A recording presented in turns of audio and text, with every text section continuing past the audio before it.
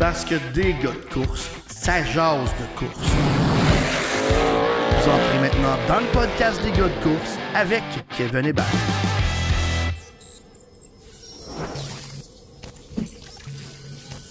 Hey, bonjour tout le monde, bienvenue au podcast Les gars de course.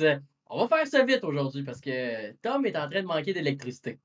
Ouais, il y a des orages pas mal chez nous. Tantôt, on en a manqué. Fait qu'on va se dépêcher à faire cette émission-là. C'est-tu les orages ou c'est parce que tu payes pas tes billes? Les deux. Okay. Putain, il fait la grosse paye en haut, là. Au micro, il y a le gros show pis tout. Ouais, mais c'est pour ça qu'il n'est pas capable de payer ses billes. Il mouille tout le temps. Fait qu'il ramasse pas ses payes d'annonceur. C'est quoi une été payante, je te dirais? On va peut-être avoir des courses. On va faire choquer Tommy. Il va peut-être avoir des courses vendredi. Si t'étais à côté de moi, je te donnerais une claque à la gueule. C'est notre fun de ce temps-ci. On veut tous avoir des courses, mais on envoie Météo Média chaque jour puis on dit c'est pas encourageant, c'est pas encourageant. Il y a notre chum Christo Cormier que lui, il est vraiment tanné. Pauvre Christo. C'est un petit caractère, Christo. Ouais, pas grave. On va le flatter dans le bon sens. Pas qu'il soit joli. Embarque pas là-dedans. Enchaîne. OK. Le podcast, c'est pas juste pour blaster du monde. Et aussi, on a des sujets. Vous nous envoyez des sujets semaine après semaine. Puis là, me semble ça fait-tu un bout qu'on n'a pas sorti, ça se peut, ça? Ou on a eu l'heure la semaine passée. Puis on n'est pas assidus, mais c'est pas grave. On est là cette semaine. On a encore vos sujets dans la boîte de munitions Farnham Ellen Jagger. Puis, on pige les sujets, on en discute pendant un temps, jusqu'à temps qu'on ait fait le tour et qu'on n'a plus de niaiserie à dire là-dessus. Puis, on enchaîne un après un. On fait environ 3-4 sujets, jusqu'à temps que Pierre-Luc décide d'aller se coucher. Fait que c'est comme ça que ça va marcher aujourd'hui. Êtes-vous prêts, les gars? Yes. Let's go. Pas d'invité aujourd'hui. Il y a manqué d'électricité partout dans le monde, sauf chez nous. On n'en voulait pas. On commence avec, ça a eu lieu récemment. Ça a l'air, selon Tony, la meilleure course de NASCAR en ville. Qu'est-ce que vous pensez des courses de NASCAR mais sur circuit urbain? Moi, j'ai deux idées là-dessus. Vas-y. Ma première idée, c'est que les gens sont de plus en plus tannés du bruit puis de la pollution, puis on voit de plus en plus là, la vague verte arriver, puis qu'on veut le moins de pollution possible, puis il faut faire attention. Puis comme à Trois-Rivières. On s'en va mettre des gros NASCAR en plein Chicago. Puis là, les gens, il y en a beaucoup qui se sont plaints parce qu'évidemment, Chicago, c'est pas Sorel, mettons. Là. Il y a beaucoup plus de trafic. Fait que ça l'a bloqué pour pas mal de rues. Ça a fait des mécontents au niveau de la population. Souvenez-vous, lorsqu'il y a eu la Formule E à Montréal, c'était une des choses vraiment là, qui avait été négative parce que les gens avaient été un peu pris en otage à Montréal. Déjà que c'est l'enfer à Montréal. Il y avait des rues comme René Lévesque puis Papineau là, qui étaient barrées. Donc, ça devenait très difficile pour le trafic. Donc, d'un côté, je me dis, est-ce qu'il va y avoir des pressions de la part des gens là, de ne pas faire de ce genre d'événement-là? Mais d'un autre côté, je me dis qu'au niveau visuel, c'était incroyable qu'est-ce qu'on a vu. Au niveau de spectaculaire, je pense que la remontée de Shane Van Gisbergen a été... là. Oh oui, ça a été vraiment bon pour le show, avoir un gars de l'extérieur comme ça qui vient botter le cul des gars de NASCAR. Vraiment, je pense qu'il y a beaucoup de pour. C'est vraiment une belle vitrine pour le sport. On s'en va à Chicago, une grosse ville. À Las Vegas, ça va être quand même semblable. Bien hâte de voir ça. Mais honnêtement, je ne sais pas. Là. C'est comme, on dirait que ça arrive trop tard parce qu'on va se faire envahir par des gens qui vont être contre ça.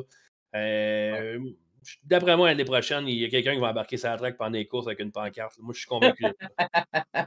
On en voit tellement passer sur TikTok. Mais entre une course, mettons, à Chicago, dans les rues, qu'il y a plein de monde, parce qu'il y a beaucoup de monde, ou une course au Colisée que l'estrade est quasiment vide, j'aime mieux une course dans les rues, à 100%.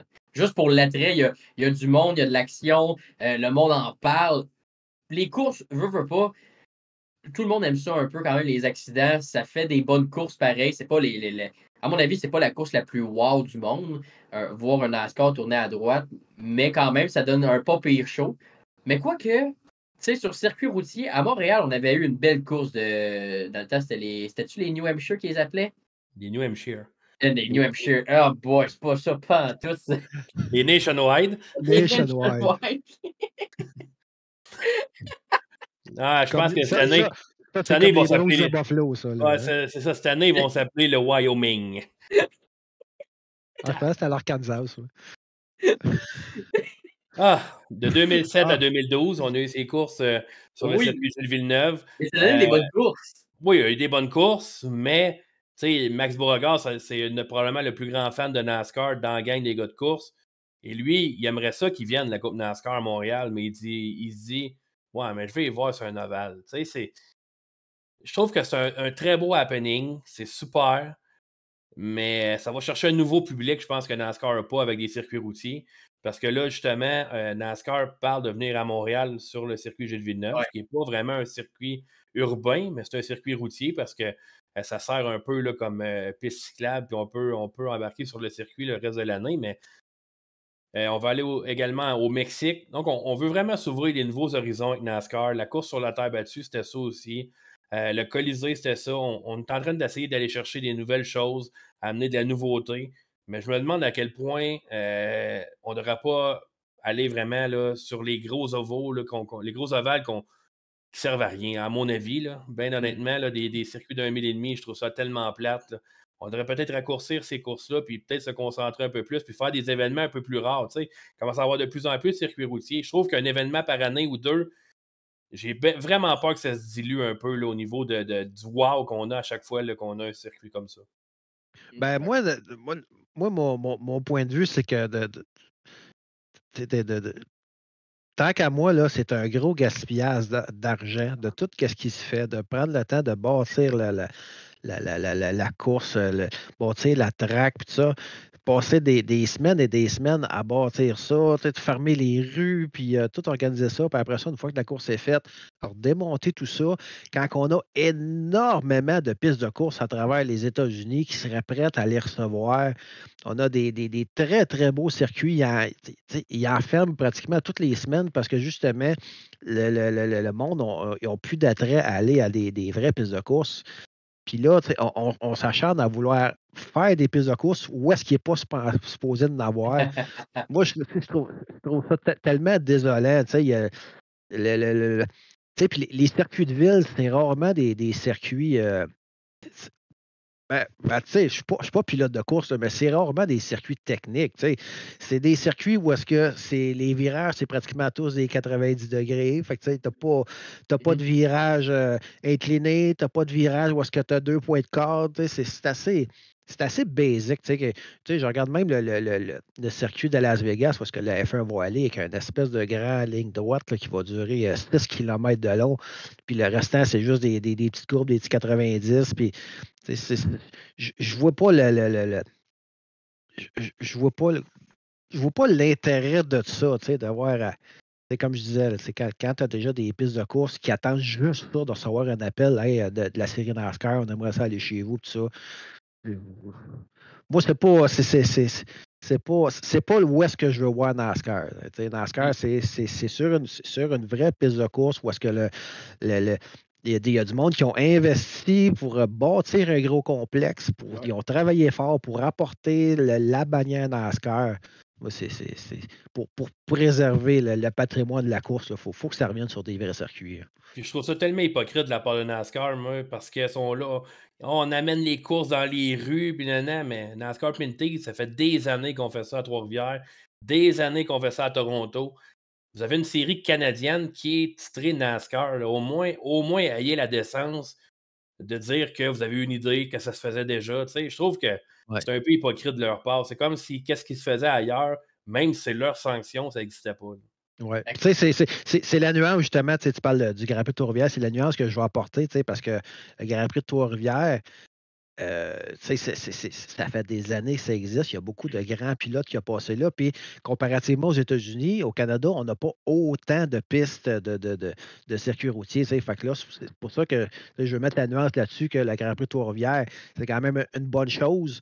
Parce que justement, le rapport piste puis série, là, c'est pas la même chose qu'aux États-Unis. Hein. Oui, puis Ben, on a fait le tour, moi puis Mini, excuse-moi Mini, on a fait le tour en quart de golf, là, puis c'est loin d'être toujours des virages pareils à Trois-Rivières. Non, non. La porte du Plessis, ça l'amène un cachet. Étant donné qu'on fait le tour de l'hippodrome, ben, on a un grand virage à droite. On a fait certains virages dans un stationnement. On a vraiment tout fait pour justement sortir des coins de rue en tant que tel. Donc, je pense qu'on a travaillé très fort pour trouver le circuit qu'on voit chaque année maintenant du côté de Trois-Rivières. On a été capable de faire ça dans un circuit urbain, avoir des virages un peu, faire des chicanes puis des choses comme ça, ce qu'il n'y avait vraiment pas du côté de Chicago. Là. Ben, en même temps, pour mon expérience, je le ramène dans le temps que j'étais en kart. On avait une sortie qui s'appelait le Petit Monaco. C'était à Trois-Rivières. Je pense que c'était pas longtemps avant le vrai Grand Prix de Trois-Rivières. Puis ça ne donnait pas la course la plus folle de l'année, mais c'était un événement. Le monde avait hâte au Petit Monaco. Il y avait du monde qui sortait, venait voir des karts dans les rues. Mais il y avait un effet wow. Si à chaque semaine, ça serait des courses dans un stationnement, comme à Las Vegas, qu'est-ce qu'il va y avoir en Formule 1, tu perds vraiment je vais dire, c'est quasiment un attrait touristique. Il faut vraiment le voir comme ça. Tu amènes des touristes, tu amènes ton monde à sortir, venez voir ça. C'est vraiment un branding. Puis on dirait que NASCAR est en train petit à petit de perdre ça, à mon avis, ou à moins sinon c'est un coup de génie. Puis comme on dit, on dirait que petit à petit, ben, les speedways, les investisseurs, ceux qui ont vraiment la passion des courses à cœur, qui redonnent à la communauté avec leur autodrome, ben, ça se peut que ça, petit à petit, ça se perde. Tu as raison, Ben, là-dessus. Oui, parce que il y a la piste de Chicago, mais à peut-être 45 minutes, 1 heure de là, il y avait la piste de Chicagoland que NASCAR a vendue là depuis quelques années, qui est en train de partir là, en décrépitude carrément. Puis même avant Chicagoland, il y avait une autre piste qui était pas bien loin du centre-ville de Chicago, que je me souviens plus du nom, là, mais avec les séries. Les séries Bush et les séries Craftsman Truck sont allées courir là aussi. C'est une autre piste vu que NASCAR n'est plus là, il n'y a plus personne qui a d'attrait pour ça. Donc, c'est ce que je déplore là-dessus. Là.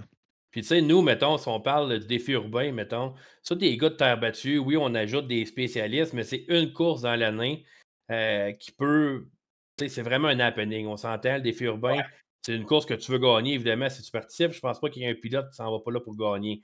Mais c'est vraiment un happening. Du côté de NASCAR, on fait un championnat, puis les gars veulent marcher, mais tes réguliers se font battre par un gars comme ça qui n'a jamais eu de départ. Je me demande à quel point c'est bon pour le respect des gens qui ont envers les pilotes NASCAR. Ça, on va le savoir l'année prochaine s'ils retournent ou ils vont ailleurs.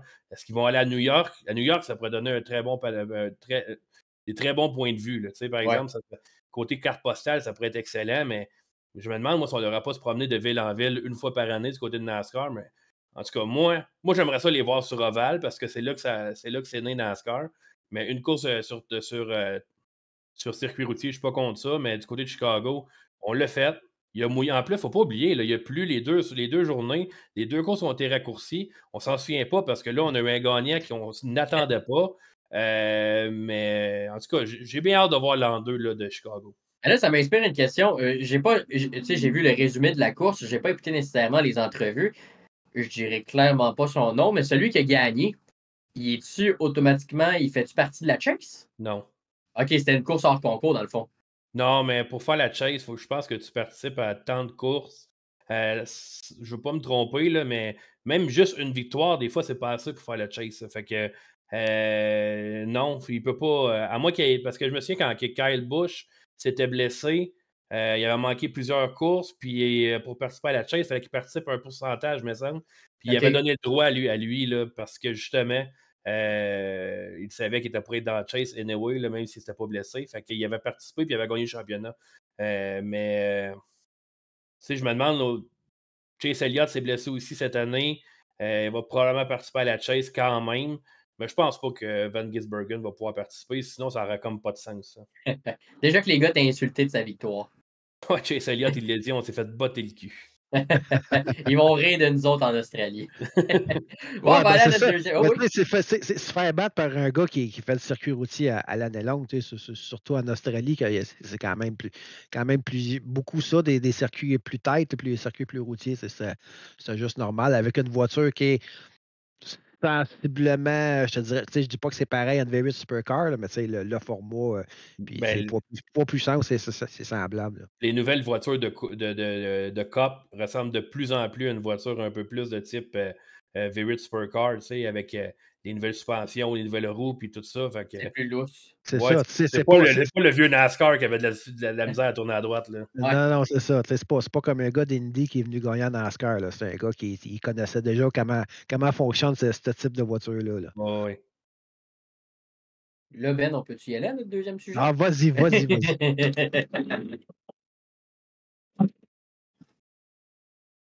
C'est pas des sprint cars, mais c'est des midgets. On parle de midgets. Quelqu'un avait le goût qu'on parle de midgets. Ben, moi, ce que je peux dire, c'est que le midget, là, j'avais adoré le spectacle lorsqu'on avait enlevé les wings sur les Lightning Sprint à Drummondville. Malheureusement, il y avait deux pilotes qui avaient fait des gros tonneaux, des gros accidents. Il y avait eu Alex Vigneault dans la 1, puis Jordan Poirier dans le backstretch. Ouais. Puis on s'était rendu compte que c'était dangereux de ne pas avoir rien sur le toit, mais c'est malheureux parce que le show en piste était incroyable.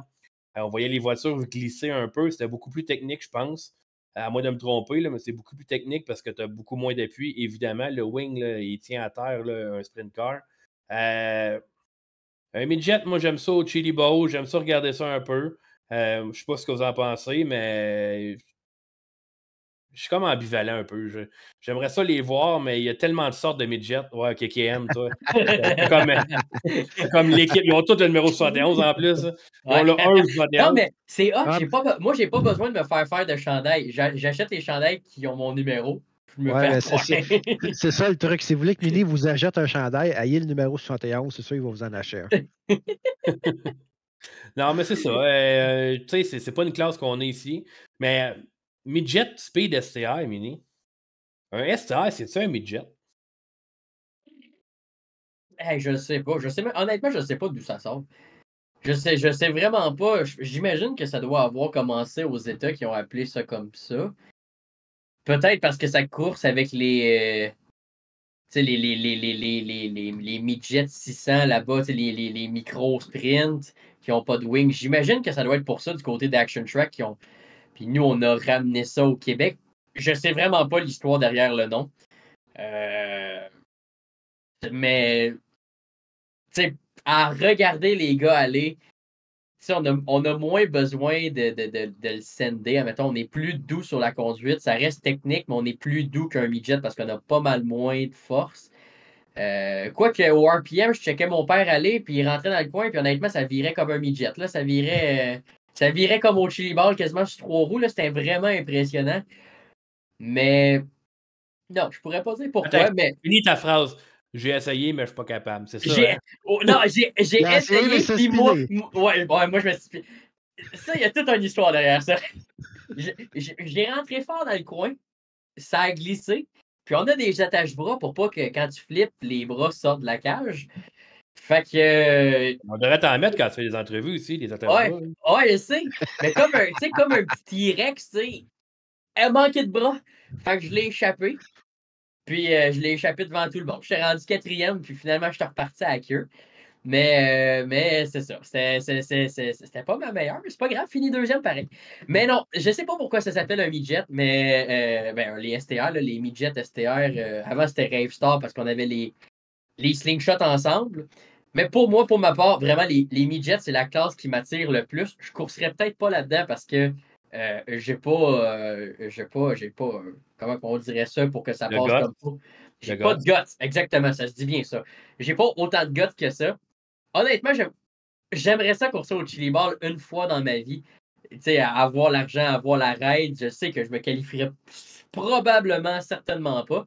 Mais ça doit être tout un thrill. Puis, tu sais, ça roule un peu ça roule vite, mais ça roule un peu moins vite que quand ça pogne vraiment des grosses vitesses sur les grandes pistes, que ça se met à faire 30 tonneaux avant d'arrêter.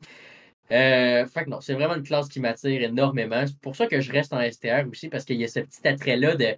Tu sais, t'es tout le temps sur le gun avec le volant. Mais maintenant, j'ai plus d'attache-bras, fait que c'est correct. J'ai assez de bras pour mieux contrôler mon volant. T'as pas pensé juste les rallonger de quelques pouces, des fois? Honnêtement, je sais, j'ai pas regardé, mais je pense qu'ils sont déjà. Je vais regarder. J'étais sûr qu'il était pour te dire, Ben, je peux pas m'allonger les bras. J'étais sûr. Ça arrête totalement, mon genre. Mais non, mais j'ai pas. Mais quand je me suis spiné, là, j'ai fait tabarouette. Là. Je les ai enlevés, je les ai laissés pendre.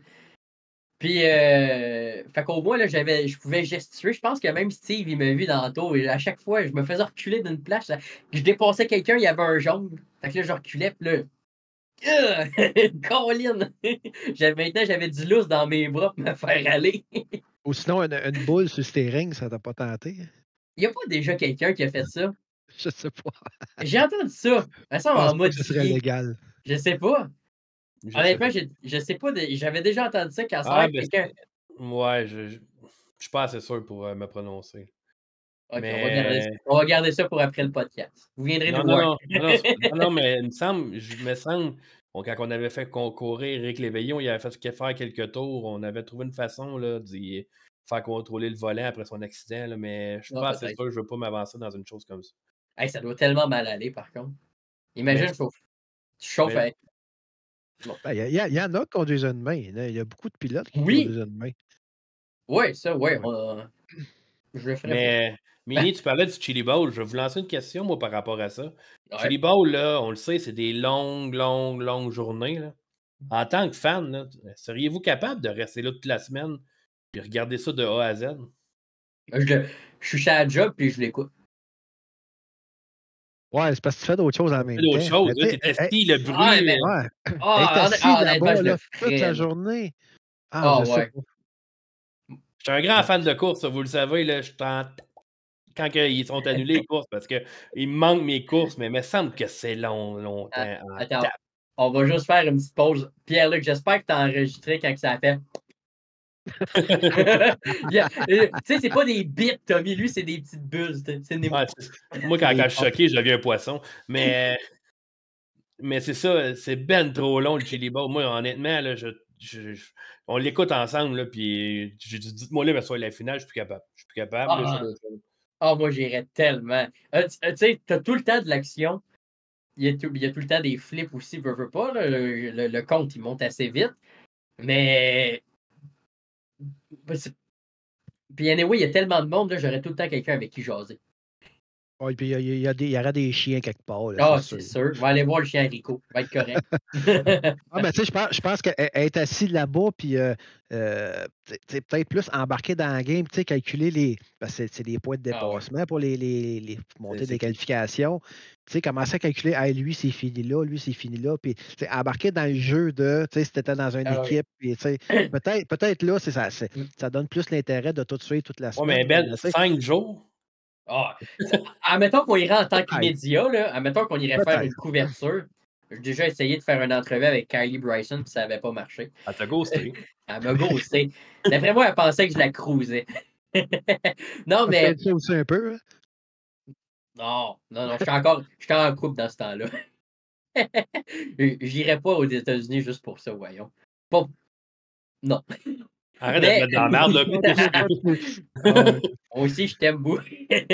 Mais ce que je veux dire, en tant que média, tu sais, quand on va à Trois-Rivières, on check le B-main, puis là, on calcule, puis il va passer, il va pas passer, tu sais, qui est rendu. Tu sais, on est dans le game, on participe, veut pas à l'action.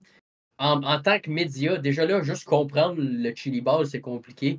Et y aller en tant que média, ça doit être vraiment trippant. Je le ferai sur ça. Admettons qu'on prend des passes, tu me marqueras sur la liste, Tommy. Qu'on se fait accréditer les gars de course, ça? Ça Ouais, serait bien. ouais. On Vous pourrait irez. avoir. Vous irez. pourrait avoir Jordan Poirier dans un volant. Dans un volet? Dans un char. Avec un volant. Ouais. Hey, j'ai dit série New Hampshire. Tu y Mais attendais pas? Jordan, ça serait vraiment le fun. Ça serait incroyable. Tommy, il y a encore de quoi qui te surprend de lui, là? Ben, c'est pas une surprise, je pense que c'est de la déception. Il trouve toujours un moyen de me décevoir. C'est lui l'animateur. Yes.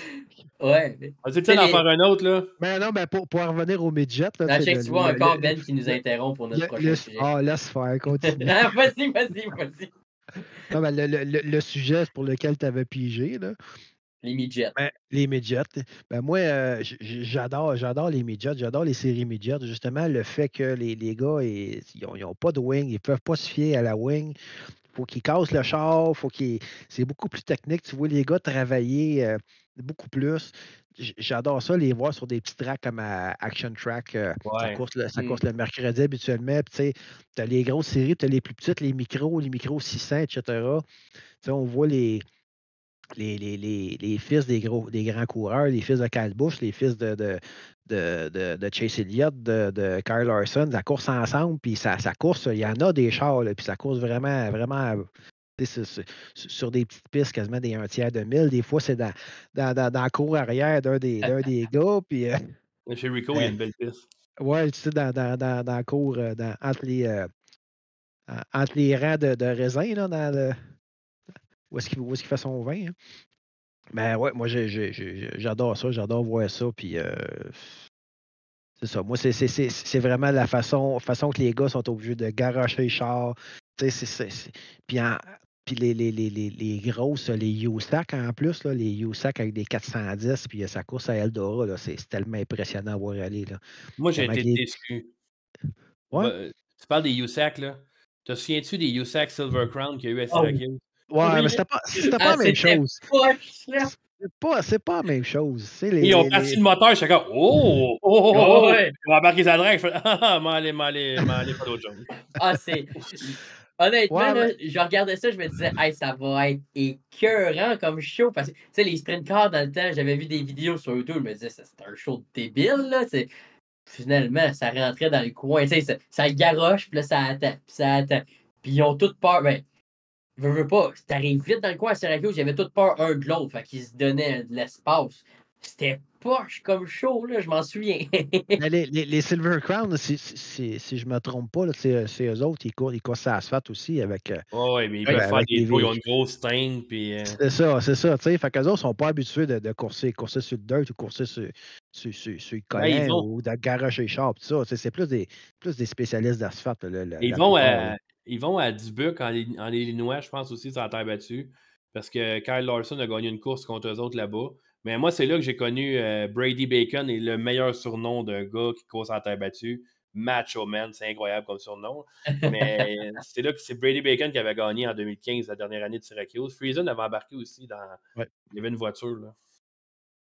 Brady Bacon avec le beau char Mean Green. Ah, le Mean Green, ouais.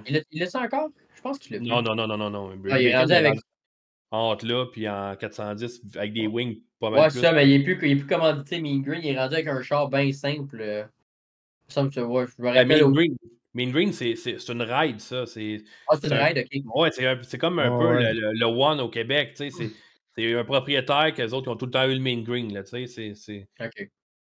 Puis le show de USAC à terre haute, que Kyle Larson va gagner à peu près à 3 années. C'est un show incroyable, ça aussi. Ah, c'est différent. Sur les grandes tracks, c'est vraiment différent. Ouais, ça fait un show, mais ce que j'ai déjà vu sur TikTok, là, ce qui m'intrigue, c'est le nombre de photographes qui vont voir ça des USAC.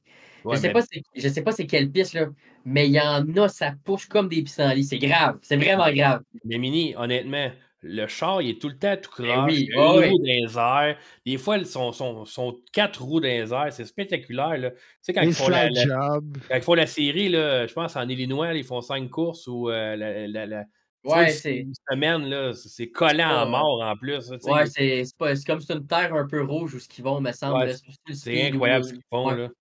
Oh, je sais de quoi tu parles. Mais c'est justement, je pense que c'est là que j'avais vu ça passer. On va envoyer Cédric dans pas long. Regardez des fois là, au centre, au RPM, à Drummond, ça pousse aussi, photographe. Oui, il y en a pas mal. Ben, même Pierre-Luc est là. On va donner un Kodak à Pierre-Luc. Pas le temps de faire ça, moi. On a-tu le temps à la place de niaiser? On a-tu le temps d'un autre? Non, pas le temps pour ça non plus. Non. Ah. C'est bon. C'est l'heure, Pierre-Luc. Ça te prend 7 temps à starter, là, on n'a plus de temps. Ah, encore une fois, ça n'a pas été facile aujourd'hui. Aujourd'hui? Ouais. Avez-vous autre chose? C'est tout? Vous êtes sûr? Ben, on te laisse closer, là. Ouais. C'est tout, mesdames, messieurs. Envoyez-nous vos sujets. Oui, on en a juste passé 2 aujourd'hui, fait qu'il en reste encore quelques-uns. Mais envoyez-nous vos sujets, comme d'habitude, sur les commentaires, sinon, que ce soit en privé sur le gars de course. Je déparle, fait que c'est le temps que ça finisse. En privé sur les gars de course, sinon, à nous, personnellement, ça va nous faire plaisir. Vous venez nous voir aux courses, venez nous jaser. En plus, je fais un petit salut à Cédric Tremblay qui est venu nous botter le cul. Ça nous prenait des podcasts qu'il nous a dit. Fait que, ben content, on est de retour. Merci, Cédric. Puis, ben, c'est comme ça qu'on se laisse aujourd'hui. Envoyez-nous nos sujets, ça va faire plaisir. On se revoit jeudi prochain, tout le monde. Bye bye.